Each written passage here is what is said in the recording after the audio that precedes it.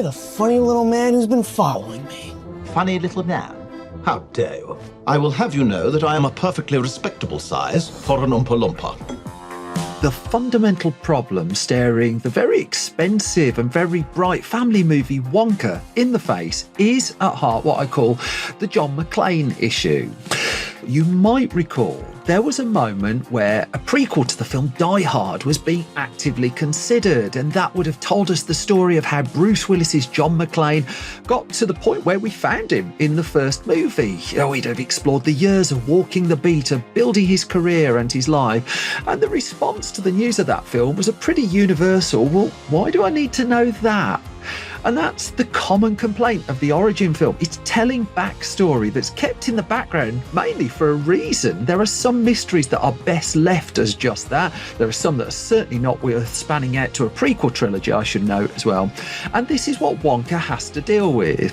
Now, it's co-written by the Paddington 2 team of Simon Farnaby and Paul King, and it's directed by Paul King, and it faces the mountain of the prequel.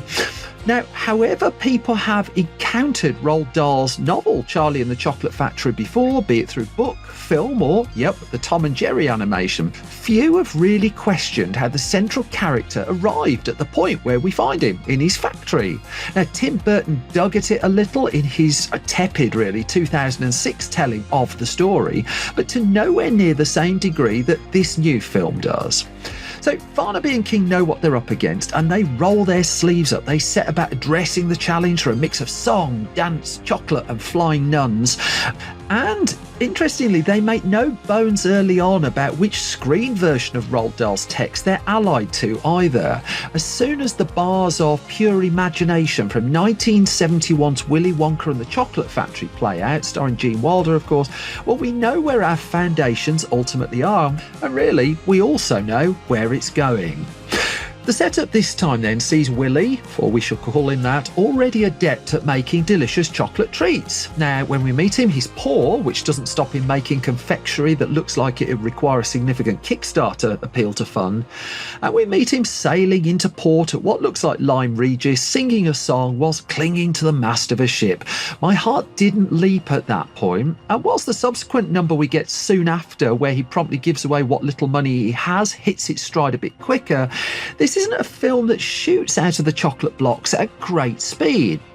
No matter though, because it does soon find its footing, not least when Willy, played endearingly by Timothée Chalamet, arrives at the accommodation of Olivia Colman's Mrs. Scrubbit and Tom Davis's Bleacher. Now, this is an unlikely screen couple and quite a frisky one, with the pair on the surface seeming to offer rooms for those in need, albeit with a little bit of schooling on contract law built in. Those living in the bowels of the home of Scrubbit and Bleacher, though, led by Jim Carter's Abacus Crunch, may take issue with just how generous their hosts appear to be, not least to the impressive Kayla Lane's young noodle, who soon becomes Willy's sidekick throughout the film. And Willy needs all the help he can get too. Walking into a posh shopping centre, there's his dream location at the heart of it, the place where he wants to put his store. But three dastardly chocolatiers are around it. Step forward, Patterson Joseph as Slugworth, Matthew Bainton as Ficklegruber, and Matt Lucas as Prodnose. Now, Joseph in particular has a snarly relish that's comfortably one of the standout performances in a sizable ensemble. Hugh Grant, I should note, is another standout. Whether you agree with his casting or not, there has been some pushback. He's able here to nail a character who's grumpy, in a bad mood, and just generally intolerant. He does it with some skill. But as Paul King has implied, perhaps it wasn't the toughest of auditions.